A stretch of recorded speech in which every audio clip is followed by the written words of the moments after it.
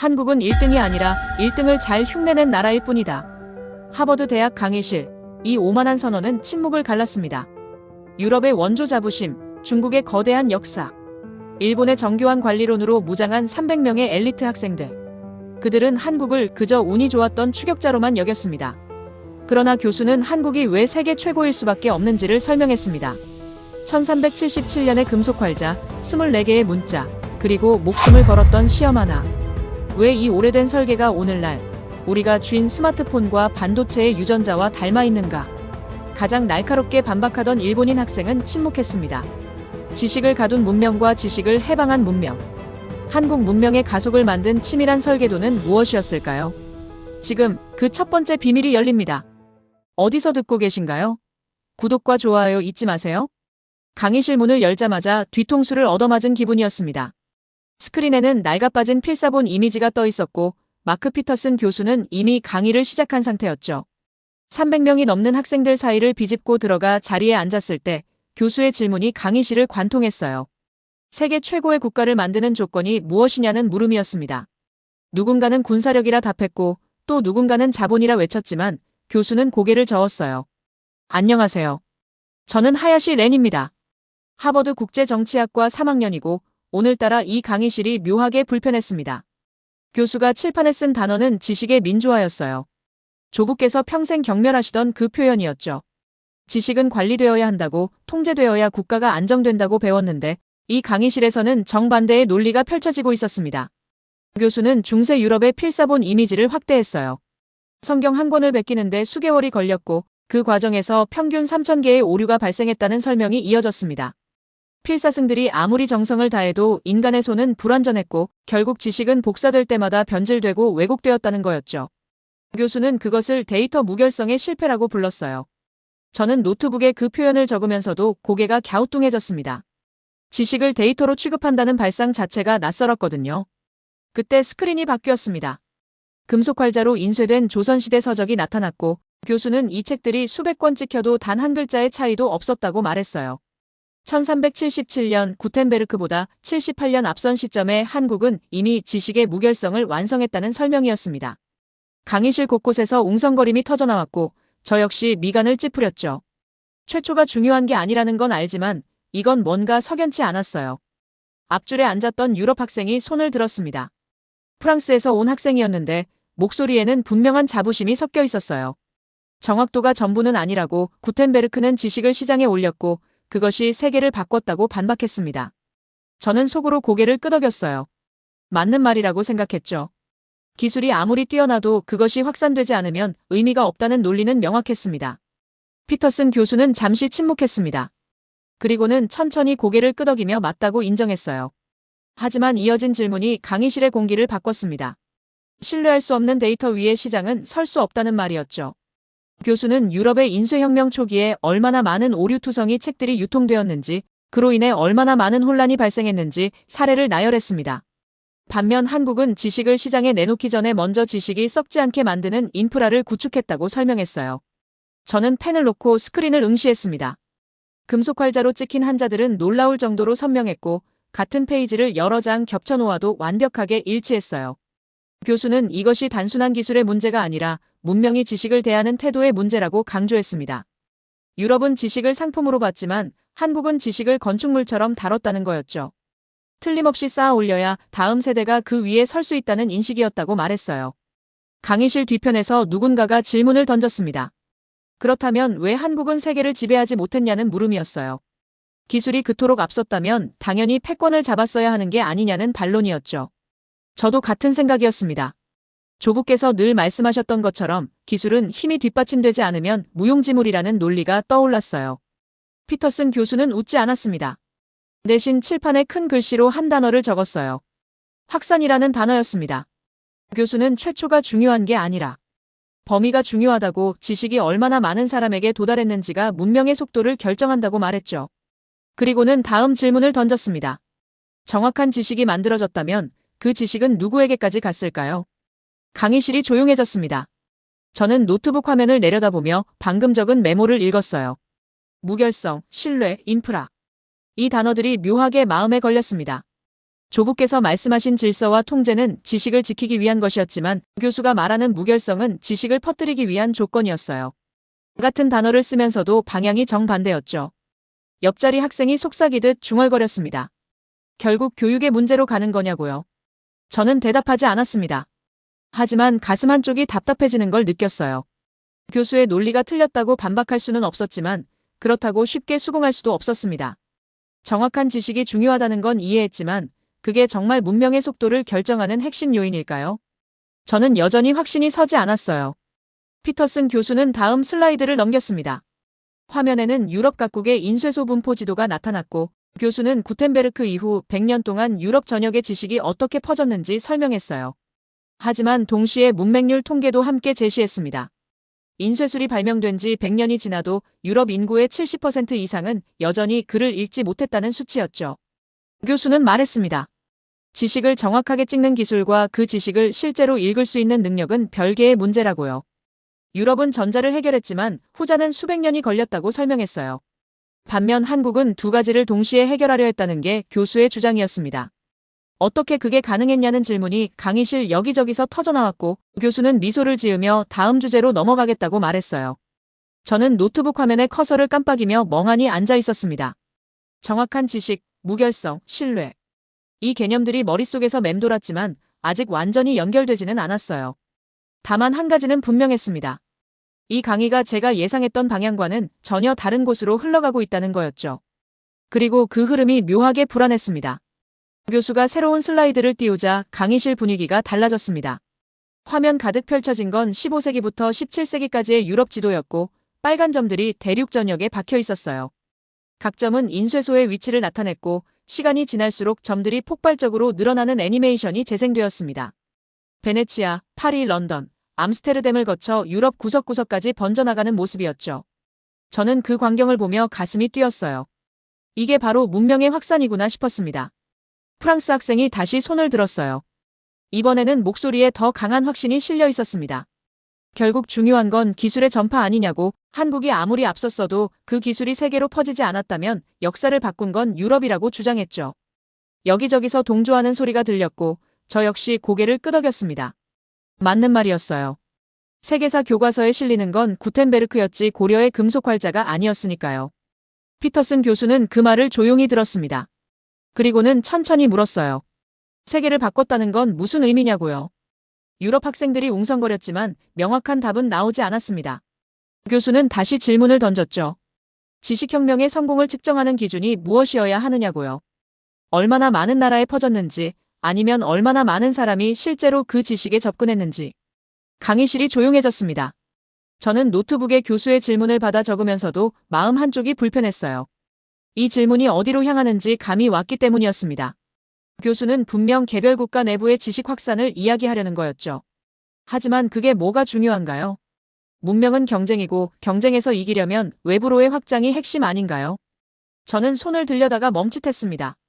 아직 교수의 논리를 완전히 파악하지 못한 상태에서 반박하는 건 위험했어요.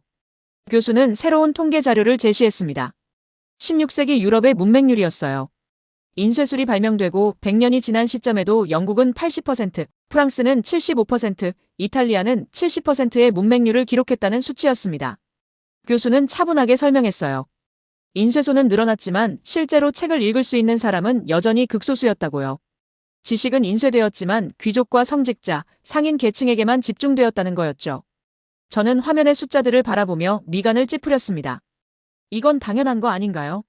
모든 사람이 글을 읽을 필요는 없었던 시대였고 지식은 그것을 다룰 수 있는 계층이 관리해야 효율적이었습니다. 조부께서 늘 말씀하시던 논리였어요. 질서는 차등에서 나온다고 모두가 똑같이 안다는 건 혼란을 의미한다고요. 저는 그게 틀렸다고 생각하지 않았습니다. 그때 교수가 다시 질문을 던졌어요. 그렇다면 자국민 전체가 지식에 접근할 수 있었던 사회는 언제 어디에 존재했을까요? 강의실 여기저기서 중얼거림이 들렸지만 선뜻 답하는 사람은 없었습니다. 저는 손을 들었어요. 참을 수가 없었습니다. 제 목소리가 강의실에 퍼졌죠. 한국이 기술은 가졌지만 세계를 바꾸지는 못했다고, 결국 중요한 건 영향력이지. 내부 확산이 아니라고 말했습니다. 피터슨 교수는 저를 바라봤습니다. 그 시선이 날카롭지는 않았지만 묘하게 무거웠어요. 교수는 천천히 고개를 끄덕이며 좋은 질문이라고 말했습니다. 그리고는 되물었죠. 그럼 세계란 무엇이냐고요? 다른 나라들을 바꾸는 게 세계를 바꾸는 거냐고, 아니면 자국민 전체의 삶을 바꾸는 것도 세계를 바꾸는 일이냐고요. 저는 대답하지 못했습니다. 질문의 전제 자체가 뒤틀려 있다는 느낌이 들었거든요. 교수는 새로운 데이터를 보여줬어요. 18세기 조선의 문맹률 추정치였습니다.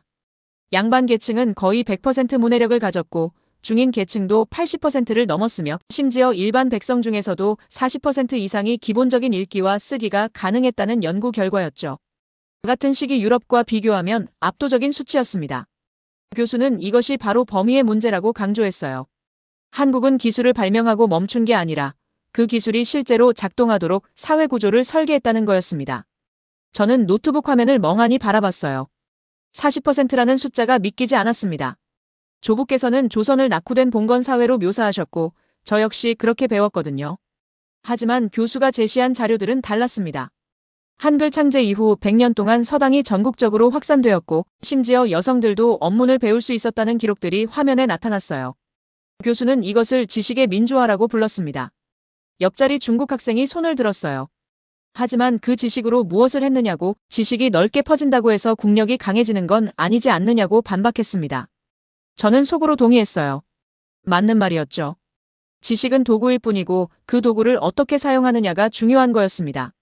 중국은 지식을 통제함으로써 거대한 제국을 유지했고 일본은 지식을 선별적으로 받아들여 근대화에 성공했어요. 피터슨 교수는 고개를 끄덕였습니다. 하지만 이번에도 질문으로 답했어요. 지식이 넓게 퍼졌다는 건 알겠는데 그렇다면 사람들은 왜 그 지식을 배우려 했을까요? 강의실이 조용해졌습니다. 교수는 칠판에 한 문장을 적었어요. 접근 가능한 지식과 접근하고 싶은 지식은 다르다는 문장이었습니다. 저는 펜을 놓고 칠판을 응시했어요. 교수가 무엇을 말하려는지 감이 왔습니다. 지식이 아무리 쉽고 가까이 있어도 그것을 배울 동기가 없다면 의미가 없다는 거겠죠. 하지만 여전히 석연치 않았습니다. 지식의 확산이 정말 문명의 속도를 결정하는 핵심 요인일까요? 저는 여전히 확신할 수 없었어요. 교수는 다시 유럽 지도를 띄웠습니다. 이번에는 대학과 도서관의 분포도였어요. 18세기까지도 이런 기관들은 대도시에 집중되어 있었고 지방으로 갈수록 희박해졌습니다. 반면 조선의 서당 분포도는 달랐어요. 전국에 거미줄처럼 퍼져 있었고 심지어 산간 마을에도 서당이 존재했다는 기록이 있었습니다. 교수는 이것이 인프라의 차이라고 설명했어요. 유럽은 지식을 중앙에 집중시켰지만 조선은 지식을 전국에 흩뿌렸다는 거였죠. 저는 노트에 질문을 적었습니다. 하지만 그게 무슨 의미가 있는가? 결국 서구 열강이 세계를 지배했고 조선은 식민지가 되지 않았는가? 이 질문을 소리내어 하고 싶었지만 참았어요. 아직 교수의 논리가 완성되지 않았고 섣부른 반박은 오히려 제 논리를 약하게 만들 수 있었으니까요. 교수는 마지막 슬라이드를 보여줬습니다. 화면에는 간단한 질문이 적혀 있었어요. 지식이 정확하게 만들어지고 그 지식이 사회 전체에 퍼졌다면 그 다음은 무엇이 필요할까요? 교수는 말했습니다. 지식을 찍는 기술만으로는 부족하다고요. 사람들이 실제로 그 지식을 배울 수 있는 조건이 갖춰져야 한다고요. 강의실이 술렁였습니다. 학생들은 노트북을 닫기 시작했지만 저는 화면을 계속 바라봤어요. 배울 수 있는 조건. 저는 그게 무엇을 의미하는지 대충 짐작할 수 있었습니다. 문자체계, 교육 시스템, 아마도 그런 것들이겠죠. 하지만 교수가 어떤 방식으로 그것을 설명할지는 예측할 수 없었어요. 피터슨 교수는 시계를 보며 말했습니다.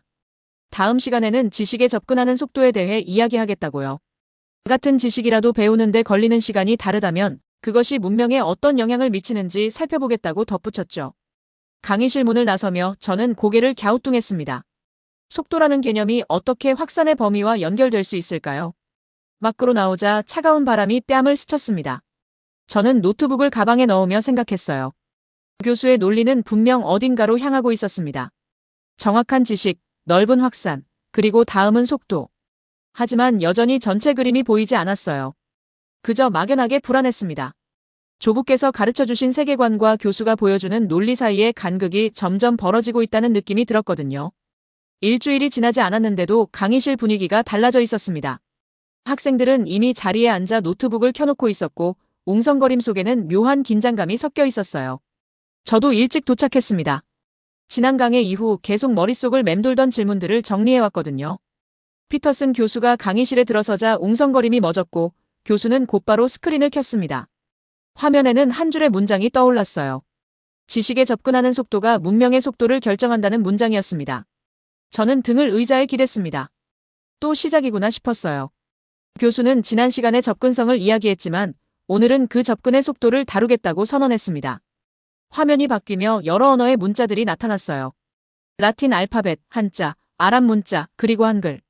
교수는 이 문자들이 각각 얼마나 배우기 쉬운지, 얼마나 빠르게 정보를 전달할 수 있는지 비교하겠다고 말했죠. 교수가 첫 번째 예시로 보여준 건 한자였습니다. 기본 한자 3,000자를 익히는데 평균 몇 년이 걸리는지, 그 과정에서 얼마나 많은 반복 학습이 필요한지 설명했어요. 저는 고개를 끄덕였습니다. 맞는 말이었어요. 저 역시 어렸을 때 한자를 배우며 수없이 반복해서 쓰고 외웠던 기억이 났거든요. 하지만 그게 뭐가 문제인가요? 어려운 만큼 깊이가 생기고 그 깊이가 사유의 질을 높이는 거 아닌가요? 교수는 이어서 한글을 보여줬습니다. 24개의 기본 자모로 모든 소리를 표현할 수 있고 평균 학습 시간은 단 며칠에서 몇 주라는 설명이었어요. 강의실 곳곳에서 감탄사가 터져나왔지만 저는 미간을 찌푸렸습니다. 쉽다는 게 장점일 수는 있지만 그게 곧 우월함을 의미하지는 않았어요. 오히려 쉬운 문자는 표현의 깊이가 부족할 수 있다는 생각이 들었죠. 피터슨 교수는 새로운 데이터를 제시했어요. 현대 디지털 환경에서 각 문자 체계의 입력 속도를 비교한 연구 결과였습니다. 한자와 일본어는 입력할 때 중간 변환 과정이 필요하지만 한글은 자모를 조합하면 즉시 글자가 완성된다는 거였죠. 교수는 이것이 단순히 편의성의 문제가 아니라고 강조했어요. 생각에서 표현까지의 시간 차이가 학습 속도와 지식 생산 속도에 직접적인 영향을 미친다는 설명이었습니다. 저는 노트북 키보드를 내려다봤어요. 일본어를 입력할 때 로마자로 치고 변환하는 과정이 떠올랐습니다. 당연하다고 생각했던 그 과정이 갑자기 비효율적으로 느껴졌죠. 하지만 동시에 반발심도 일었어요. 속도가 전부는 아니잖아요. 깊이 있는 사고는 시간이 필요하고 오히려 느린 과정이 사유를 정제하는 데 도움이 될 수 있습니다. 교수는 계속해서 자료를 보여줬습니다. 아동의 문해력 발달 속도를 비교한 연구였어요. 한글을 배우는 아이들은 평균 5살에서 6살 사이에 기본적인 읽기와 쓰기를 완성하지만 한자 기반 언어를 배우는 아이들은 10살이 넘어서야 비슷한 수준에 도달한다는 결과였습니다. 교수는 이것이 단순한 학습 속도 차이가 아니라고 말했어요. 그 시간 동안 한글을 쓰는 아이들은 이미 다음 단계의 지식을 습득하기 시작한다는 거였죠. 저는 손을 들었습니다. 참을 수가 없었어요. 제 목소리가 강의실에 울렸습니다. 어려운 문자는 깊이를 만든다고 속도보다 사유의 격이 중요하지 않느냐고 말했어요. 한자의 상형성과 표의성은 단순한 소리 기호와는 차원이 다른 철학적 깊이를 담고 있다고 덧붙였죠. 조부께서 늘 말씀하시던 논리였습니다. 문자는 단순한 도구가 아니라 사고방식 자체를 규정한다고요. 피터슨 교수는 저를 바라봤어요. 그 시선이 무겁게 느껴졌습니다. 교수는 천천히 고개를 끄덕이며 좋은 질문이라고 말했죠. 하지만 이어진 답변이 제 예상과 달랐어요. 교수는 사유는 지식을 얻은 후의 일이라고 말했습니다. 지식에 접근조차 하지 못한 상태에서 깊이를 논하는 건 의미가 없다는 거였어요. 한글을 쓰는 아이들은 남들보다 10년 먼저 생각을 시작한다고 덧붙였습니다.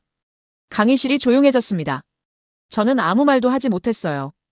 교수의 논리가 틀렸다고 반박할 수 없었지만 쉽게 받아들여지지도 않았습니다. 10년이라는 시간 차이. 그게 정말 문명의 속도를 바꿀 만큼 중요한 요인일까요? 저는 여전히 확신할 수 없었어요. 교수는 새로운 슬라이드를 띄웠습니다. 조선시대 서당 교육 과정이었어요. 아이들은 평균 5살에 천자문을 시작하지만 동시에 한글로 기본적인 읽기와 쓰기를 병행했다는 기록이 나타났습니다. 교수는 이것이 이중 전략이었다고 설명했어요. 한자로 깊이를 추구하되 한글로 속도를 확보한다는 거였죠. 결국 조선의 아이들은 같은 나이의 중국이나 일본 아이들보다 훨씬 빠르게 지식 습득 단계를 통과했다는 게 교수의 주장이었습니다. 저는 노트에 질문을 적었어요. 하지만 그 속도가 실제로 문명의 발전으로 이어졌는가? 조선은 결국 근대화에 뒤처졌고 일본이 먼저 서구 문물을 받아들였습니다. 속도가 아니라 방향이 중요한 거 아닌가요? 이 질문을 하려다가 멈췄습니다. 교수가 분명 그 질문까지 예상하고 있을 거라는 생각이 들었거든요. 교수는 현대로 시간을 옮겼어요. 디지털 시대의 정보 처리 속도를 비교한 자료였습니다. 같은 양의 텍스트를 입력할 때 한글 사용자가 일본어나 중국어 사용자보다 평균 30% 이상 빠르다는 연구 결과였죠. 교수는 이것이 개인의 능력 차이가 아니라 문자 체계 자체의 효율성 차이라고 강조했습니다. 그리고 이 30%의 시간 차이가 누적되면 어떤 결과를 낳는지 물었어요. 저는 계산기를 꺼냈습니다. 하루에 1시간씩 글을 쓴다고 가정하면 1년에 100시간 이상의 차이가 난다는 계산이 나왔어요. 10년이면 1000시간, 20년이면 2000시간. 이 시간 동안 더 많은 지식을 습득하고 더 많은 생각을 정리하고 더 많은 결과물을 만들어낼 수 있다는 거였죠. 저는 펜을 놓았습니다. 숫자는 명확했지만 여전히 마음 한쪽이 저항했어요. 옆자리 유럽 학생이 질문을 던졌습니다. 그렇다면 왜 한국은 디지털 혁명을 주도하지 못했느냐고요. 실리콘밸리는 영어권에서 탄생했고 세계를 바꾼 IT 기업들도 대부분 미국 기업이라고 반박했습니다. 저는 속으로 동의했어요. 결국 중요한 건 문자 체계가 아니라 자본과 시장 아니냐고요. 피터슨 교수는 잠시 침묵했습니다. 그리고는 천천히 답했어요. 디지털 혁명의 시작은 미국이었지만 그 혁명을 가장 빠르게 사회 전체에 확산시킨 나라는 어디였는지 물었죠. 화면에는 인터넷 보급률과 스마트폰 사용률 그래프가 나타났습니다. 한국은 두 지표 모두에서 세계 최상위권이었고 특히 확산 속도는 압도적이었어요. 교수는 말했습니다. 혁명을 시작하는 것과 혁명을 완성하는 것은 다른 문제라고요. 미국은 기술을 만들었지만 한국은 그 기술을 전 국민이 사용하는 사회를 만들었다는 거였죠. 그리고 그 속도의 배경에는 빠르게 배우고 빠르게 적응하고 빠르게 생산하는 문화적 DNA가 있다고 설명했어요. 교수는 그 DNA의 뿌리가 바로 한글이라고 강조했습니다. 저는 노트북 화면을 멍하니 바라봤습니다. 교수의 논리가 단계적으로 쌓여가고 있었어요. 정확한 지식을 만들고 그 지식에 빠르게 접근하는 시스템. 인쇄술이 무결성을 만들었다면 한글은 속도를 만들었다는 거였죠. 하지만 여전히 뭔가 불완전했습니다. 지식을 빠르게 배울 수 있다는 것과 실제로 사람들이 배우려 한다는 건 다른 문제 아닌가요? 교수는 시계를 봤어요. 그리고 마지막 슬라이드를 띄웠습니다. 화면에는 간단한 질문이 적혀 있었어요. 사람들은 왜 배우려 했을까요? 능력이 있다는 것과 동기가 있다는 건 별개의 문제라는 문장이었습니다. 교수는 다음 시간에 한국 사회의 교육열이 어디서 왔는지 이야기하겠다고 예고했죠. 그것이 개인의 열정 문제인지 아니면 시스템의 문제인지 살펴보겠다고 덧붙였습니다. 강의실이 술렁였습니다. 학생들은 노트북을 닫기 시작했지만 저는 화면을 계속 바라봤어요. 교육열. 조부께서는 그것을 한국인의 비합리적인 집착이라고 말씀하셨습니다. 무분별하게 모두가 배우려 하는 혼란스러운 사회라고요. 하지만 교수는 분명 다른 관점을 제시할 거였어요. 저는 노트에 큰 글씨로 적었습니다. 왜 배우는가? 조부께서 가르쳐주신 세계관과 교수가 보여주는 논리 사이에서 저는 점점 더 혼란스러워지고 있었어요. 강의실에 들어서자마자 느낌이 달랐습니다. 스크린에는 이미 질문 하나가 떠 있었어요. 사람들은 왜 배우려 하는가? 저는 자리에 앉으며 지난 시간의 마지막 장면을 떠올렸습니다. 능력이 있다는 것과 동기가 있다는 건 별개라는 교수의 말. 한글이 배움의 속도를 높였다 해도 사람들이 실제로 배우려 하지 않는다면 무슨 소용일까요? 저는 노트북을 켜며 오늘 강의가 어디로 향할지 궁금했어요. 피터슨 교수가 들어왔고 인사도 없이 곧바로 새로운 슬라이드를 띄웠습니다. 화면에는 여러 나라의 교육열 지표가 나타났어요. 사교육비 지출, 대학 진학률, 학습 시간. 한국은 모든 지표에서 압도적인 1위였습니다. 교수는 이것을 어떻게 설명할 수 있느냐고 물었죠. 강의실 여기저기서 손이 올라갔고 누군가는 문화라고 답했고 또 누군가는 경쟁 사회라고 말했어요. 저는 고개를 끄덕였습니다. 조부께서 늘 말씀하시던 것처럼 한국인들은 지나치게 교육에 집착한다는 게 일반적인 인식이었으니까요. 비합리적일 정도로 공부에 매달리는 사회. 그래서 불행하고 과로한 학생들이 양산된다는 논리였죠. 저는 그게 틀렸다고 생각하지 않았어요. 실제로 한국 학생들의 학업 스트레스 지표는 세계 최고 수준이었으니까요. 교수는 학생들의 답변을 조용히 듣고 있었습니다. 그리고는 천천히 고개를 저었어요. 문화라는 답은 설명이 아니라 회피라고 말했습니다. 왜 그런 문화가 생겼는지 설명하지 않으면 아무것도 이해한 게 아니라는 거였죠. 교수는 칠판에 한 문장을 적었어요. 교육열은 결과이지 원인이 아니다. 그렇다면 원인은 무엇일까요? 강의실이 조용해졌습니다. 저는 펜을 들고 화면을 응시했어요. 교수가 무엇을 말하려는지 감이 왔습니다. 분명 시스템 이야기를 꺼낼 거였죠. 하지만 어떤 시스템이 사람들로 하여금 그토록 배우고 싶게 만들었을까요? 저는 여전히 그 답을 명확히 알지 못했어요. 교수는 새로운 질문을 던졌습니다. 그렇다면 사람들은 왜 배우려 했을까요? 단순히 지식이 가까이 있고 빠르게 배울 수 있다고 해서 모두가 배우려 하지는 않는다고 말했어요. 무언가 더 필요한 조건이 있다는 거였죠.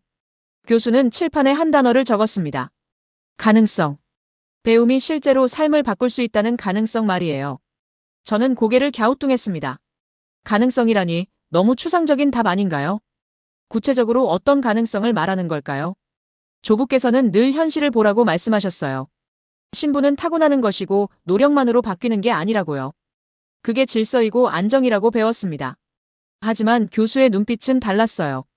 뭔가 구체적인 사례를 가지고 있다는 확신이 담겨 있었죠. 그때 앞쪽에 앉았던 중국 학생이 손을 들었어요. 목소리에는 분명한 자부심이 섞여 있었습니다. 지식은 소수에게만 허락해야 질서가 유지된다고, 모두가 배우면 사회가 혼란스러워진다고 주장했죠. 중국은 그 질서를 오랜 세월 유지함으로써 거대한 문명을 이어왔다고 덧붙였어요. 저는 속으로 동의했습니다. 맞는 말이었어요. 조부께서 늘 말씀하시던 논리와 정확히 일치했죠. 지식은 관리되어야 하고 통제되어야 국가가 안정된다는 거였습니다. 모두가 출세를 꿈꾸면 누가 농사를 짓고 누가 물건을 만들까요? 사회에는 역할 분담이 필요하고 그 분담은 어느 정도의 고정이 필요하다고 배웠어요. 피터슨 교수는 고개를 끄덕였습니다. 하지만 이어진 답변이 제 예상과 달랐어요. 교수는 말했습니다. 그건 통치에는 유리하지만 성장에는 불리하다고요. 질서를 유지하는 것과 문명이 가속되는 것은 다른 문제라는 거였죠. 교수는 칠판에 두 단어를 적었어요. 안정과 혁신. 그리고 물었습니다. 둘 중 무엇을 선택할 것인가요? 강의실이 술렁였습니다. 저는 펜을 놓고 칠판을 바라봤어요. 안정과 혁신. 이건 이분법 아닌가요? 둘 다 필요한 거 아닌가요? 하지만 교수의 논리는 명확했습니다. 지식을 소수가 독점하면 안정은 유지되지만 새로운 아이디어는 나오기 어렵다는 거였어요. 반면 지식이 널리 퍼지면 혼란스러울 수 있지만 혁신의 가능성은 높아진다는 주장이었죠. 교수는 화면을 바꿨습니다. 이번에는 추상적인 개념이 아니라 현대 데이터였어요. 한국의 대학 진학률, 박사 학위 취득자 비율, R&D 투자 규모가 나타났습니다. 모든 지표에서 한국은 세계 최상위권이었어요. 교수는 물었습니다. 이것을 어떻게 설명할 수 있을까요? 단순히 국민성으로 설명할 수 있을까요? 교수는 천천히 답했어요. 이건 국민성 문제가 아니라 구조의 문제라고요. 배우면 인생이 바뀐다는 경험이 세대를 거쳐 축적되면 그것은 문화가 되고 DNA가 된다는 설명이었습니다. 그 가능성이 완벽하지 않아도 존재한다는 것만으로 사람들은 움직인다는 게 교수의 주장이었어요. 저는 노트북 화면을 내려다봤습니다. 교수의 논리는 설득력이 있었지만 여전히 마음 한쪽이 불편했어요. 배우면 인생이 바뀐다는 경험. 그게 정말 그렇게 강력한 동기가 될 수 있을까요? 저는 손을 들려다가 멈칫했습니다. 구체적으로 어떤 시스템이 그런 경험을 만들어냈는지 궁금했지만 교수가 곧 설명할 것 같았거든요. 교수는 마지막 슬라이드를 띄웠습니다. 화면에는 간단한 문장이 적혀 있었어요. 보상이 있으면 사람들은 배운다. 하지만 그 보상이 예측 가능하고 투명해야 한다. 교수는 말했습니다. 보상 시스템이 명확할수록 사람들의 동기는 강해진다고요. 그런 시스템이 존재했던 사회가 있었다는 거였죠. 교수는 시계를 봤어요. 그리고 예고했습니다. 다음 시간에는 그 보상 시스템이 구체적으로 어떻게 설계되었는지 살펴보겠다고요. 시험이라는 메커니즘이 사회를 어떻게 변화시켰는지, 왜 그것이 알고리즘처럼 작동했는지 다루겠다고 덧붙였습니다. 강의실이 술렁였습니다. 학생들은 노트북을 닫기 시작했지만 저는 화면을 계속 바라봤어요. 보상 구조, 예측 가능한 보상. 이 개념들이 머릿속에서 맴돌았습니다. 교수는 교육열을 비합리적인 집착이 아니라 합리적인 반응으로 설명했어요. 배우면 인생이 바뀐다는 경험, 그것이 누적되어 문화가 되었다는 논리였죠. 밖으로 나오며 저는 생각했습니다. 일본은 어땠을까? 조부께서는 일본의 교육 시스템을 자랑스러워하셨어요. 질서 있고 효율적이며 혼란스럽지 않다고요. 하지만 교수의 논리대로라면 그 질서는 대가를 치렀을 수도 있습니다. 혁신의 속도를 늦춘 데가 말이에요. 저는 고개를 저었어요. 아직은 확신할 수 없었습니다. 저는 가방에서 노트를 꺼냈습니다. 오늘 적은 메모를 다시 읽었어요. 교육열은 결과다. 보상이 있으면 사람들은 배운다. 예측 가능한 보상이 동기를 만든다. 이 문장들은 명확했지만 여전히 전체 그림은 보이지 않았습니다. 다음 시간에는 보상 시스템의 구체적 작동 방식을 다룬다고 했죠. 시험이 알고리즘처럼 작동한다는 표현이 마음에 걸렸어요. 저는 노트 마지막 페이지에 적었어요. 시험은 알고리즘인가? 내일의 강의가 기다려지면서도 두려웠습니다. 조부께서 가르쳐주신 세계관이 점점 더 흔들리고 있었거든요. 며칠 뒤 강의실 문을 열자마자 스크린의 제목이 눈에 들어왔습니다. 시험은 알고리즘이다. 저는 자리에 앉으며 고개를 갸우뚱했어요. 알고리즘이라니 시험을 컴퓨터 용어로 설명한다는 게 이해되지 않았습니다. 피터슨 교수는 이미 강의를 시작하고 있었고 학생들은 조용히 화면을 바라보고 있었어요. 저는 노트북을 켜며 지난 시간의 마지막 질문을 떠올렸습니다. 모상 시스템이 구체적으로 어떻게 작동했는가? 교수는 칠판에 두 단어를 나란히 적었습니다. 시험과 세습. 그리고 물었어요. 사회가 인재를 선발하는 방식은 크게 두 가지라고, 하나는 능력을 측정하는 것이고 다른 하나는 출신을 보는 것이라고 설명했죠. 강의실이 조용해졌습니다. 저는 펜을 들며 긴장했어요. 조부께서 늘 말씀하시던 주제였거든요. 질서는 계승에서 나온다고, 검증된 가문이 사회를 이끌어야 한다고요. 교수는 화면에 조선의 과거제 구조를 띄웠습니다. 초시, 복시, 전시로 이어지는 단계별 시험 과정이 나타났어요. 누구나 응시할 수 있었고 시험 문제는 동일했으며 채점 기준은 명확했다는 설명이었습니다. 교수는 이것이 단순한 시험이 아니라 하나의 사회 시스템이었다고 강조했어요. 예측 가능하고 반복 가능하며 투명했다는 거였죠. 저는 노트에 적으면서도 의문이 들었습니다. 정말 누구나 응시할 수 있었을까요? 양반이 아니면 사실상 불가능했던 거 아닌가요? 하지만 교수는 구체적인 기록을 제시했어요. 평민 출신 합격자 명단이 화면에 나타났습니다. 조선 후기로 갈수록 그 비율이 증가했다는 통계와 함께요. 심지어 노비 출신이 과거에 급제한 사례도 있었다고 덧붙였습니다. 앞쪽에 앉았던 유럽 학생이 손을 들었어요. 하지만 그건 예외 아니냐고, 대부분은 여전히 양반 출신이었을 거라고 반박했습니다. 저도 같은 생각이었어요. 몇몇 예외 사례가 전체 시스템을 설명할 수는 없습니다. 하지만 교수의 답변은 달랐어요. 중요한 건 비율이 아니라 가능성이라고요. 문이 열려 있다는 사실 자체가 사회 전체의 행동을 바꾼다는 설명이었습니다. 교수는 중국의 과거제와 비교했습니다. 중국도 시험 제도가 있었지만 실제 합격자의 대부분은 이미 부유하거나 권력 있는 집안 출신이었다고 설명했어요. 준비 과정에서 막대한 비용과 시간이 필요했고 사실상 상류층의 재생산 도구로 작동했다는 거였죠. 시험은 열려 있었지만 진입 장벽이 너무 높았다는 게 교수의 지적이었습니다. 저는 화면의 통계를 바라보며 생각했어요. 그렇다면 한국은 왜 달랐을까요? 같은 시험 제도인데 왜 중국과 다른 결과를 낳았을까요? 교수는 잠시 침묵했습니다. 그리고는 말했어요. 그 이유는 복합적이라고, 다음 시간에 설명하겠다고요. 지금은 시험 시스템 자체에 집중하자고 덧붙였습니다. 교수는 조선 과거제의 채점 방식을 보여줬어요. 답안지에서 이름을 가리는 봉인제도, 복수의 시험관이 독립적으로 채점하는 시스템, 부정이 발각되면 가문 전체가 몰락하는 엄격한 처벌. 이 모든 장치들이 공정성을 위해 설계되었다는 설명이었습니다. 그때 옆자리 일본 학생이 질문을 던졌어요. 하지만 일본도 근대화에 성공했다고, 메이지 유신 이후 일본은 빠르게 발전했다고 반박했습니다. 시험 없이도 가능했다는 주장이었죠. 저는 속으로 고개를 끄덕였어요. 맞는 말이었습니다. 일본은 세습 시스템을 유지하면서도 서구를 따라잡았고 오히려 한국보다 먼저 근대화했어요. 피터슨 교수는 잠시 침묵했습니다. 그리고는 천천히 답했어요. 일본은 위에서 아래로 변화가 내려왔다고요. 정부와 엘리트가 결정하고 국민이 따랐다는 거였죠. 반면 한국은 아래에서 위로 압력이 올라왔다고 설명했습니다. 모두가 배우고 싶어 했고 모두가 시험을 보고 싶어 했으며 그 압력이 사회를 움직였다는 거였어요. 저는 펜을 놓고 교수를 바라봤습니다. 위에서 아래로, 아래에서 위로. 이 차이가 뭘 의미하는 걸까요? 교수는 칠판에 큰 글씨로 적었어요. 지속 가능성. 위에서 내려오는 변화는 빠를 수 있지만 엘리트가 멈추면 함께 멈춘다고, 반면 아래에서 올라오는 압력은 느릴 수 있지만 멈추지 않는다고 설명했습니다. 강의실이 웅성거렸습니다. 저는 노트에 질문을 적었어요. 하지만 현실은 어땠는가? 조선은 일본보다 늦게 근대화했고 결국 식민지가 되지 않았는가? 시험 시스템이 그토록 우월했다면 왜 그런 결과를 낳았는가? 저는 손을 들려다가 멈췄습니다. 이 질문이 제게 유리할지 불리할지 판단할 수 없었거든요. 교수는 새로운 슬라이드를 띄웠습니다. 화면에는 가혹할 정도로 공정한 시험이라는 문구가 떠올랐어요. 교수는 설명했습니다. 시험이 공정하면 공정할수록 사람들은 그 시스템을 믿는다고요. 그리고 그 믿음은 집단 기억이 되어 세대를 넘어 전달된다는 거였죠.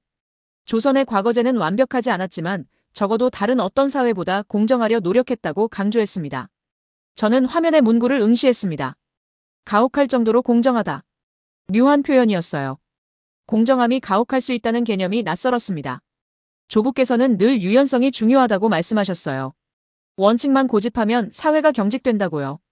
하지만 교수의 논리는 정반대였습니다. 경직되어 보이는 공정성이 오히려 사회를 유동적으로 만든다는 거였죠. 교수는 현대의 사례를 언급했습니다.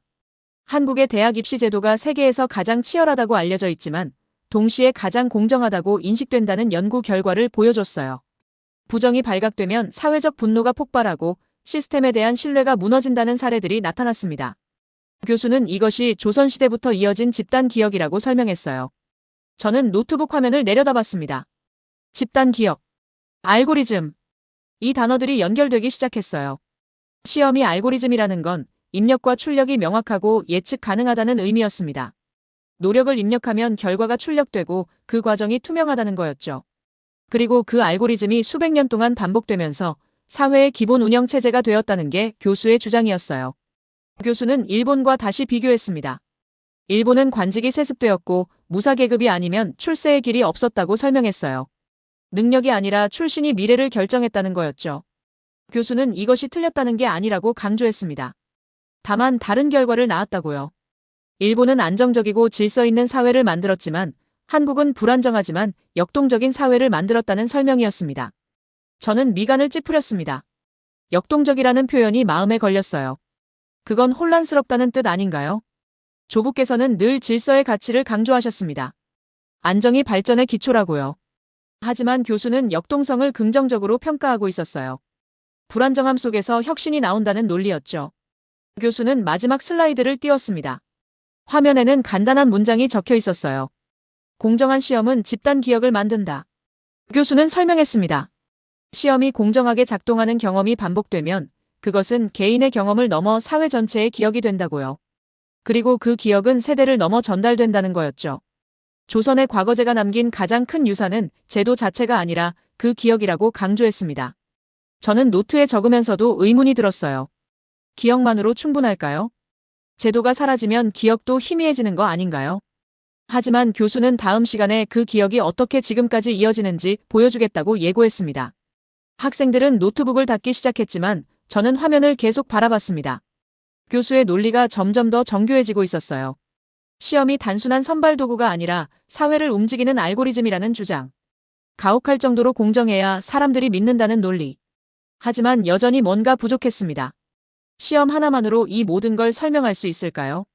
밖으로 나오며 저는 하늘을 올려다봤습니다. 차가운 바람이 뺨을 스쳤지만 머릿속은 혼란스러웠어요. 가혹할 정도로 공정한 시험. 알고리즘으로서의 교육열. 집단 기억. 이 개념들이 머릿속에서 맴돌았습니다. 조부께서 가르쳐주신 질서와 안정의 가치가 흔들리고 있었어요. 교수는 그것을 부정하지 않았지만 다른 선택지가 있다고 말하고 있었습니다. 다음 강의에서 교수는 분명 더 큰 그림을 보여줄 거였습니다. 조각들이 어떻게 맞춰지는지 말이에요. 그게 기다려지면서도 두려웠습니다. 강의실에 들어서자 분위기가 달랐습니다. 학생들은 이미 자리에 앉아 있었고 웅성거림 속에는 기대감이 섞여 있었어요. 피터슨 교수가 들어오기 전부터 스크린에는 제목이 떠 있었습니다. 3가지 조건의 결합. 저는 자리에 앉으며 노트를 펼쳤어요. 지난 몇 주 동안의 강의 내용이 모두 적혀 있었습니다. 인쇄술, 한글, 시험. 이제 이 조각들이 어떻게 맞춰지는지 보게 될 거였죠. 교수가 들어왔고 인사도 없이 곧바로 칠판에 3단어를 적었습니다. 무결성, 가속도 보상. 그리고 돌아서서 물었어요.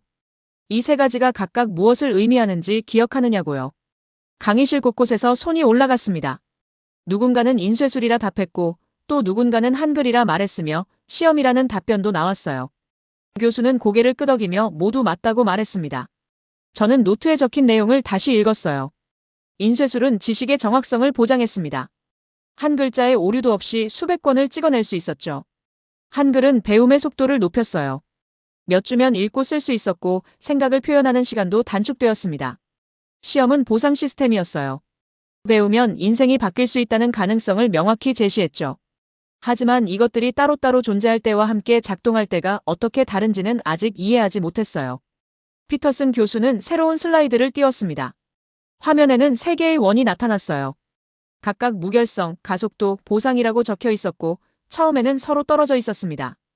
교수는 설명했어요. 이 3가지가 독립적으로 존재할 때는 각각의 효과만 낸다고요. 하지만 세 원이 겹치기 시작했습니다. 교수는 말했습니다. 이것들이 동시에 작동하면 단순한 합이 아니라 곱의 효과를 낸다고요. 저는 펜을 들고 화면을 응시했습니다. 곱의 효과라니 무슨 의미일까요? 교수는 구체적으로 설명하기 시작했어요. 무결성만 있으면 정확한 지식이 보존되지만 그것이 소수에게만 전달됩니다. 가속도만 있으면 빠르게 배우지만 배워야 할 동기가 약해요. 보상만 있으면 사람들은 배우려 하지만 배울 도구가 부족하죠. 하지만 이 3가지가 함께 있으면 어떻게 될까요? 교수는 조선사회의 예를 들었습니다. 정확한 책이 인쇄되었고 한글로 빠르게 배울 수 있었으며 과거제가 보상을 약속했어요. 이 3가지가 동시에 작동하자 무슨 일이 일어났을까요?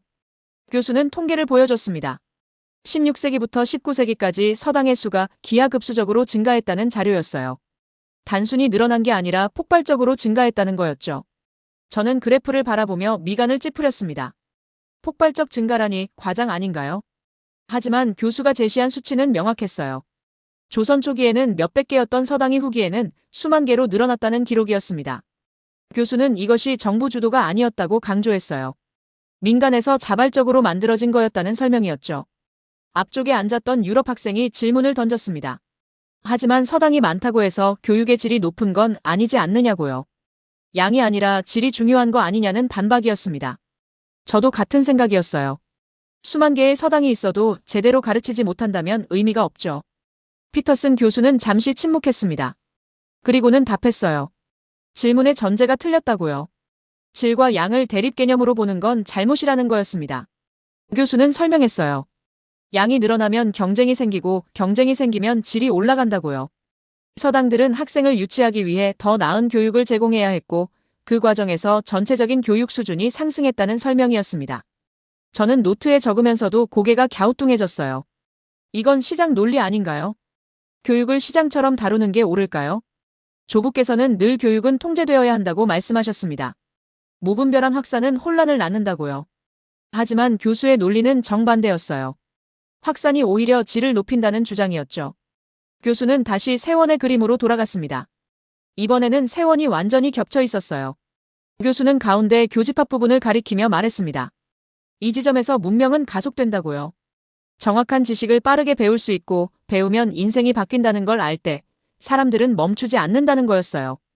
교수는 이것을 자기 강화 사이클이라고 불렀습니다. 저는 그 표현을 노트에 적었어요. 자기 강화 사이클. 한 가지가 다른 것을 강화하고 그것이 다시 처음 것을 강화하는 구조. 교수는 구체적으로 설명했습니다. 정확한 책이 많아지면 더 많은 사람이 배우고 더 많은 사람이 배우면 시험 경쟁이 치열해지며 경쟁이 치열해지면 더 정확한 지식이 필요해지고 그러면 더 많은 책이 출판된다는 순환이었어요. 옆자리 중국 학생이 손을 들었습니다. 하지만 그 사이클은 불안정하지 않느냐고 한 부분이 무너지면 전체가 무너지는 거 아니냐고 질문했어요. 저는 속으로 동의했습니다. 맞는 말이었죠. 너무 많은 것들이 동시에 작동해야 한다면 그건 위험한 구조 아닌가요? 피터슨 교수는 고개를 끄덕였습니다. 날카로운 질문이라고 인정했어요. 하지만 이어진 답변이 예상과 달랐습니다. 교수는 말했습니다. 맞다고 이 시스템은 불안정할 수 있다고요. 하지만 한번 작동하기 시작하면 멈추기도 어렵다는 거였죠. 관성이 생긴다는 설명이었어요. 세대를 거쳐 경험이 축적되면 그것은 문화가 되고 DNA가 되며 쉽게 사라지지 않는다고 덧붙였습니다. 저는 펜을 놓고 칠판을 바라봤습니다. 교수의 논리는 점점 더 복잡해지고 있었어요. 단순히 제도나 기술의 문제가 아니라 시스템 전체의 작동 방식을 이야기하고 있었죠. 인쇄술, 한글, 시험. 이 3가지는 각각 다른 시기에 다른 이유로 만들어졌지만 결과적으로 하나의 시스템을 이뤘다는 게 교수의 주장이었어요. 교수는 비교 사례를 제시했습니다. 유럽은 인쇄술과 시험이 있었지만 문자의 가속도가 부족했고 중국은 인쇄술과 문자가 있었지만 시험이 실질적으로 닫혀 있었으며 일본은 문자와 교육이 있었지만 시험 자체가 없었다고 설명했어요. 교수는 칠판에 표를 그리며 정리했습니다. 3가지가 모두 갖춰진 건 한국뿐이었다는 거였죠. 저는 노트에 표를 따라 그렸습니다. 하지만 여전히 석연치 않았어요. 그렇다면 왜 한국은 세계를 지배하지 못했을까요? 이 시스템이 그토록 우월했다면 당연히 가장 강력한 국가가 되어야 하는 거 아닌가요? 저는 손을 들려다가 멈췄습니다. 이 질문을 던지는 순간 교수가 어떤 답을 내놓을지 예상할 수 있었거든요. 교수는 마지막 슬라이드를 띄웠습니다. 화면에는 간단한 문장이 적혀 있었어요. 문명의 가속도는 결과가 나타나는데 시간이 걸린다. 교수는 설명했습니다. 나무를 심으면 당장 열매가 열리지 않지만 100년 후에는 숲이 된다고요. 조선의 시스템은 씨앗을 심는 과정이었고 그 결과는 훨씬 나중에 나타난다는 거였죠. 저는 화면을 응시했습니다. 100년 후라니 그건 증명할 수 없는 이야기 아닌가요? 교수는 시계를 보며 말했어요. 다음 시간에는 그 증명을 보여주겠다고요. 이 시스템이 현대에 어떤 결과를 낳았는지, 구체적인 산업과 기술에서 어떻게 작동하는지 살펴보겠다고 예고했습니다. 강의실이 술렁였습니다. 학생들은 노트북을 닫기 시작했지만 저는 화면을 계속 바라봤어요. 교수는 지금까지 이론을 쌓아왔습니다. 무결성, 가속도, 보상이 결합하면 문명이 가속된다는 주장. 하지만 이론은 이론일 뿐이에요. 현실에서 작동한다는 증거가 필요했죠. 저는 노트북을 닫고 일어섰습니다. 복도로 나가자 여러 학생들이 모여 토론하고 있었어요. 프랑스 학생은 여전히 회의적이었고 중국 학생은 자기 강화 사이클의 취약성을 지적하고 있었습니다. 저는 그들을 지나쳐 도서관으로 향했어요. 머릿속이 복잡했고 혼자 정리할 시간이 필요했습니다. 도서관 구석자리에 앉아 맥북을 열었습니다. 화면에는 지난 몇 주간의 강의 노트가 펼쳐져 있었어요. 인쇄술, 한글, 시험. 세 단어가 화면 위에서 점처럼 흩어져 있다가 하나의 선으로 이어졌습니다. 교수의 논리는 분명했어요. 하지만 증명은 아직이었죠. 다음 시간이 결정적일 거였습니다. 교수가 현대의 증거를 제시한다면 이 모든 논리는 단순한 역사 이야기를 넘어서게 될 테니까요. 창밖을 보니 어둠이 내리고 있었습니다. 캠퍼스 가로등이 하나씩 켜졌어요. 저는 스마트폰을 꺼내 도쿄에 계신 부친께 메시지를 보낼까 고민했습니다. 하지만 뭐라고 말해야 할까요? 하버드에서 한국 문명론을 듣고 있다고, 그게 생각보다 설득력이 있다고 말할 수는 없었어요. 아직은 아니었습니다. 적어도 다음 강의를 듣기 전까지는요.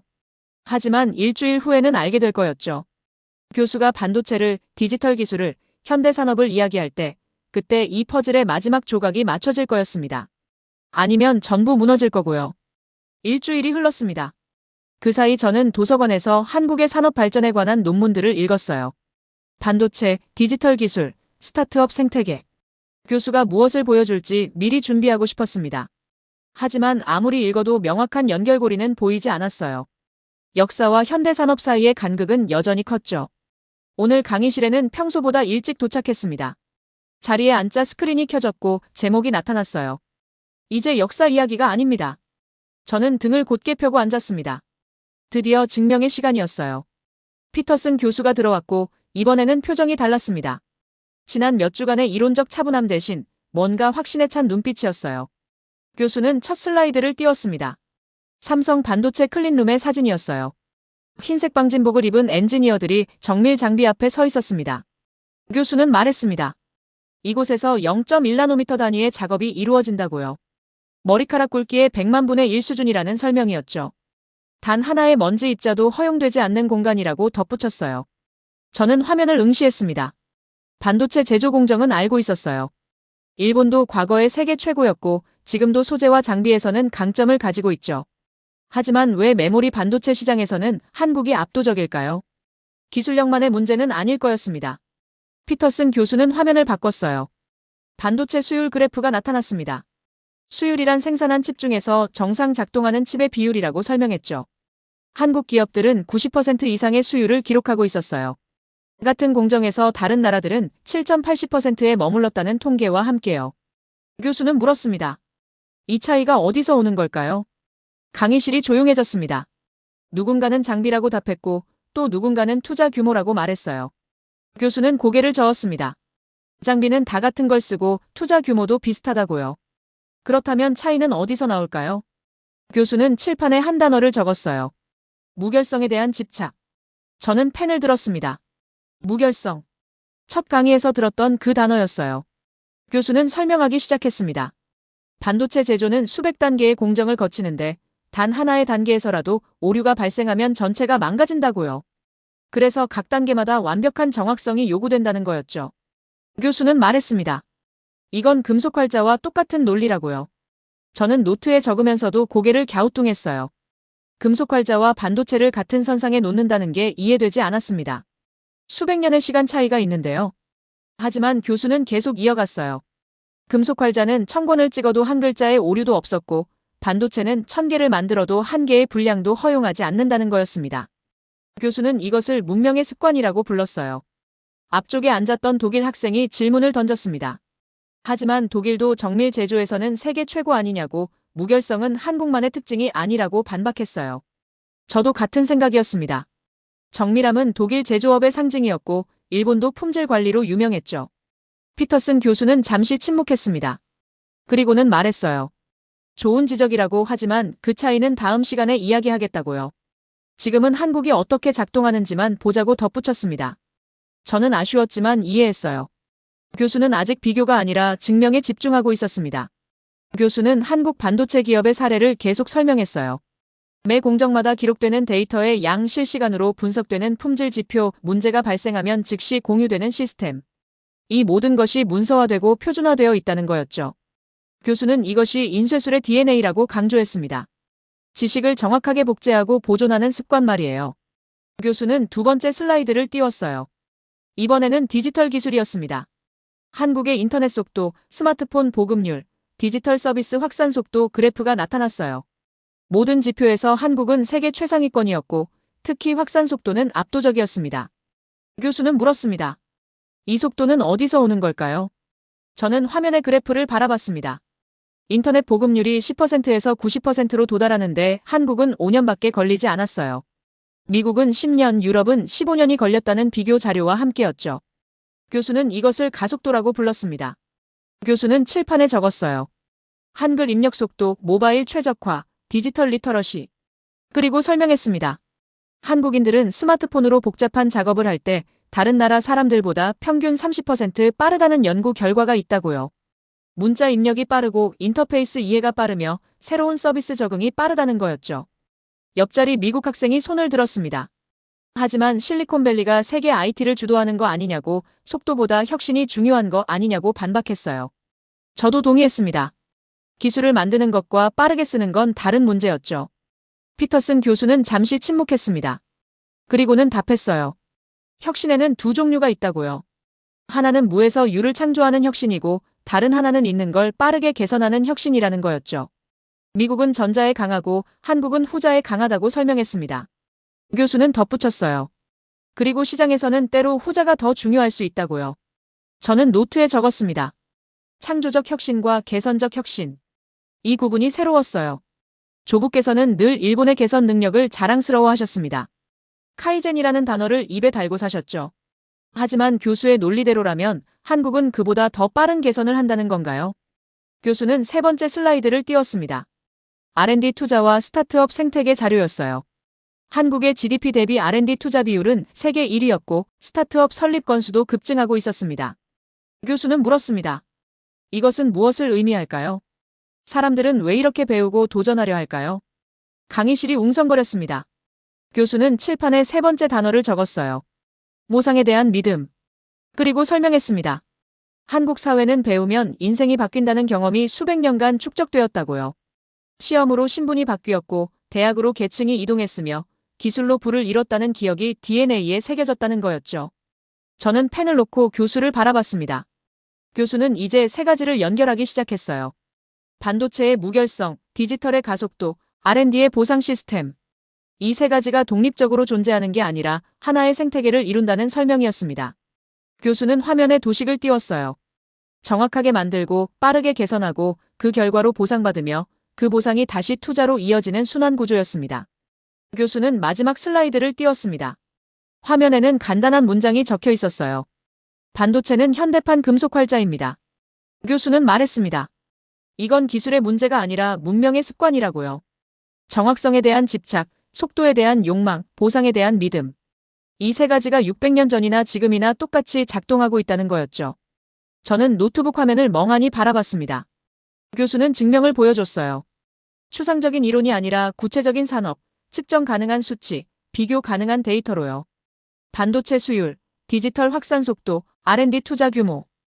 이것들은 모두 1등이거나 최상위권이었습니다. 교수는 말했습니다. 다음 시간이 마지막이라고요. 지금까지는 무엇이 작동하는지 봤다면 다음 시간에는 왜 이것이 지속 가능한지 이야기하겠다고 예고했습니다. 관리하는 문명과 해방하는 문명의 차이에 대해서요.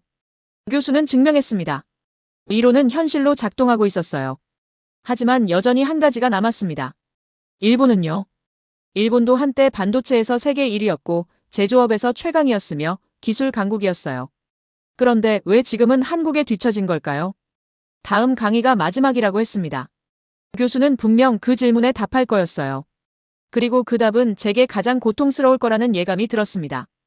왜냐하면 그건 단순히 한국과 일본의 비교가 아니라 제가 배워온 모든 가치관에 대한 질문이 될 테니까요. 마지막 강의였습니다.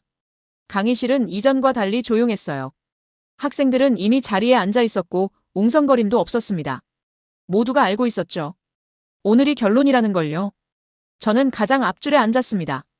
피해갈 수 없다면 정면으로 마주해야 한다고 생각했어요. 피터슨 교수가 들어왔습니다. 이번에는 슬라이드도 없었어요.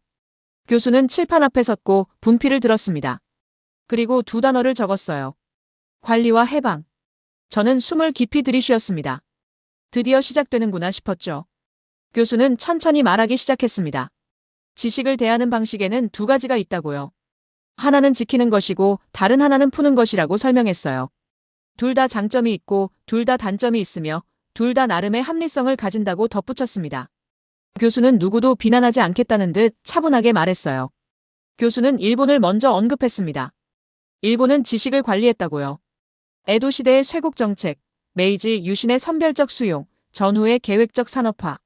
모든 단계에서 일본은 무엇을 받아들이고 무엇을 거부할지 신중하게 결정했다는 거였죠. 교수는 이것을 성을 쌓는 것에 비유했어요.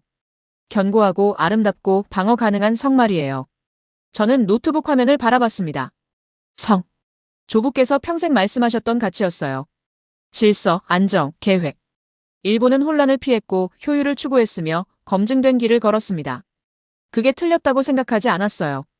오히려 현명한 선택이었죠. 교수는 계속 말했습니다. 성의 장점은 명확하다고요. 안전하고 예측 가능하며 오래 지속됩니다. 성 안에 있는 사람들은 보호받고 질서를 유지하며 안정적인 삶을 살 수 있어요. 교수는 이것이 존중받아야 할 가치라고 강조했습니다. 하지만 이어진 질문이 저를 얼어붙게 만들었어요. 성은 성장할 수 있을까요? 강의실이 조용해졌습니다. 교수는 설명했어요. 성은 높이 쌓을 수는 있지만 넓게 퍼질 수는 없다고요. 성벽으로 둘러싸인 공간은 안전하지만 제한적이며 그 안에서만 순환이 일어난다는 거였죠. 외부의 새로운 것들은 문을 통과해야 하고 문지기가 검열하며 승인된 것만 들어올 수 있습니다. 저는 펜을 쥐고 있었지만 아무것도 적지 못했어요. 교수의 말이 하나하나 가슴에 박혔습니다. 일본의 반도체 산업을 떠올렸어요. 한때 세계 1위였지만 지금은 뒤처졌죠. 왜일까요? 기술이 부족해서가 아니었습니다. 오히려 기술은 여전히 뛰어났어요. 하지만 뭔가 달랐습니다. 교수는 칠판에 한국이라고 적었습니다. 그리고 말했어요. 한국은 지식을 해방했다고요. 과거제는 누구에게나 열려 있었고 한글은 모두가 배울 수 있었으며 서당은 전국에 퍼져 있었습니다. 통제는 느슨했고 혼란스러웠으며 때로는 비효율적이었죠. 하지만 지식은 흘렀다고 교수는 말했어요. 교수는 강을 비유로 들었습니다. 강은 통제할 수 없고 예측하기 어려우며 때로는 범람해요. 하지만 강은 흐르면서 지형을 바꾸고 새로운 길을 만들며 결국 바다로 나간다는 거였죠. 교수는 한국이 그랬다고 말했습니다. 혼란스럽고 불안정했지만 멈추지 않았다고요. 저는 화면을 멍하니 바라봤습니다. 강. 그 이미지가 머릿속에 선명하게 그려졌어요. 조부께서는 강을 두려워하셨습니다. 범람하고 파괴하며 예측할 수 없는 것이라고요. 그래서 제방을 쌓고 수로를 만들며 흐름을 관리해야 한다고 가르치셨죠. 하지만 교수는 정반대를 말하고 있었습니다. 교수는 현대의 사례를 들었어요. 일본 기업들은 완벽한 제품을 만들기 위해 오랜 시간을 투자했고 한국 기업들은 빠르게 출시하고 빠르게 개선했다는 거였죠. 일본은 실패를 용납하지 않았고 한국은 실패를 학습의 과정으로 받아들였습니다. 일본은 계획을 세웠고 한국은 실행하며 수정했어요. 교수는 칠판에 표를 그렸습니다. 일본과 한국의 기업 문화를 비교하는 표였어요. 의사결정 속도, 실패 허용도, 조직 유연성, 정보 공유 방식. 모든 항목에서 두 나라는 정반대였습니다. 교수는 설명했어요. 이건 우월의 문제가 아니라 선택의 문제라고요. 안정을 택할 것인가, 속도를 택할 것인가. 저는 손을 들었습니다. 떨리는 목소리로 물었어요. 하지만 일본도 성공했다고 세계 2위 경제대국이 되었고 삶의 질도 높다고 말했습니다. 성이 틀린 건 아니지 않느냐고요. 제 목소리에는 간절함이 섞여 있었어요. 교수가 일본을 완전히 부정하지 않기를 바랐습니다. 피터슨 교수는 저를 바라봤습니다. 오랜 시간 동안이었어요. 그리고 천천히 고개를 끄덕이며 답했습니다. 물론이라고 일본은 놀라운 성취를 이뤘다고 인정했어요. 성은 아름답고 존경받아야 한다고 덧붙였죠. 하지만 이어진 말이 제 가슴을 찔렀습니다. 성은 지키는 것이고 강은 나아가는 것이라고요. 교수는 구체적으로 설명했어요. 일본은 1980년대에 절정에 달했지만 그 이후 정체되었다고요. 왜냐하면 성공 공식을 지키려 했기 때문이라는 거였죠. 검증된 방법, 안전한 선택, 실패 없는 경로. 이것들이 과거의 성공을 만들었지만 동시에 미래의 변화를 막았다는 설명이었습니다. 교수는 한국을 다시 언급했습니다. 한국은 1990년대에 외환위기를 겪었고 2000년대에 디지털 전환을 겪었으며 2010년대에 스타트업 붐을 겪었다고요. 매번 혼란스러웠지만 매번 살아남았고 매번 더 빨라졌습니다. 교수는 이것이 강의 특성이라고 말했어요. 부딪히고 돌아가고 새로운 길을 찾는다고요. 저는 노트북 커서를 바라봤습니다. 아무것도 타이핑할 수 없었어요. 교수의 말이 하나하나 제 안에 무언가를 무너뜨리고 있었습니다. 조부께서 가르치신 모든 것들. 질서의 가치, 안정의 중요성, 계획의 필요성. 이것들이 틀렸다는 게 아니라 충분하지 않다는 걸 깨닫고 있었어요. 교수는 마지막 질문을 던졌습니다. 여러분은 무엇을 선택할 건가요? 성을 쌓을 건가요? 강이 될 건가요? 강의실이 조용했습니다. 아무도 답하지 않았어요. 교수는 미소 지으며 말했습니다. 답은 없다고요. 다만 선택의 결과는 있다고 덧붙였죠. 교수는 저를 똑바로 바라봤습니다. 그리고 말했어요. 일본은 지식을 지키느라 시간을 잃었고 한국은 지식을 풀어 시간을 벌었다고요. 둘 다 자기 선택의 대가를 치렀다고 설명했습니다. 일본은 안정을 얻고 속도를 잃었으며 한국은 속도를 얻고 안정을 잃었다는 거였죠. 강의가 끝났습니다. 교수는 자료를 챙겨나갔고 학생들은 하나둘 일어났어요. 하지만 저는 움직일 수 없었습니다. 화면에는 마지막 슬라이드가 떠 있었어요. 캐슬 또는 리버. 저는 그 두 단어를 멍하니 바라봤습니다. 얼마나 시간이 흘렀는지 몰랐습니다. 강의실이 텅 비었을 때 저는 노트북을 닫았어요. 복도로 나가자 캠퍼스가 평온했습니다. 학생들은 웃으며 걷고 있었고 누군가는 잔디밭에 앉아 책을 읽고 있었죠. 하지만 제 안은 전혀 평온하지 않았어요. 기숙사방으로 돌아와 책상에 앉았습니다. 맥북을 켰고 새 문서를 열었어요. 커서가 깜빡였습니다. 저는 오랫동안 아무것도 쓰지 못했어요. 그러다 손이 움직였습니다. 타이핑하고 있었습니다. 리버. 그 단어를 크게 적었어요. 창밖을 봤습니다. 찰스강이 보였어요. 흐르고 있었습니다. 멈추지 않고 예측할 수 없이 하지만 확실하게 어딘가로 향하고 있었죠. 저는 그 강을 한참 동안 바라봤습니다. 스마트폰을 집어들었습니다. 부친께 전화를 걸까 고민했어요. 하지만 뭐라고 말해야 할까요? 하버드에서 무언가 깨달았다고 조부께서 가르쳐 주신 게 틀렸다고 말할 수는 없었습니다.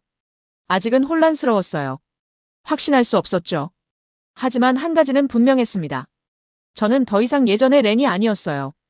8주간의 강의가 제 안에 무언가를 바꿔놓았습니다. 성벽이 금이 가고 있었어요. 그 틈으로 물이 스며들고 있었죠. 우리는 지식을 지키느라 시간을 잃었고 한국은 지식을 풀어 시간을 벌었다. 교수의 말을 그대로 받아 적었습니다. 글자를 보는 순간 눈물이 났어요. 왜 우는지 몰랐습니다. 슬퍼서가 아니었어요. 뭔가 놓아주고 있었습니다. 강. 그 단어가 화면에서 빛나고 있었습니다.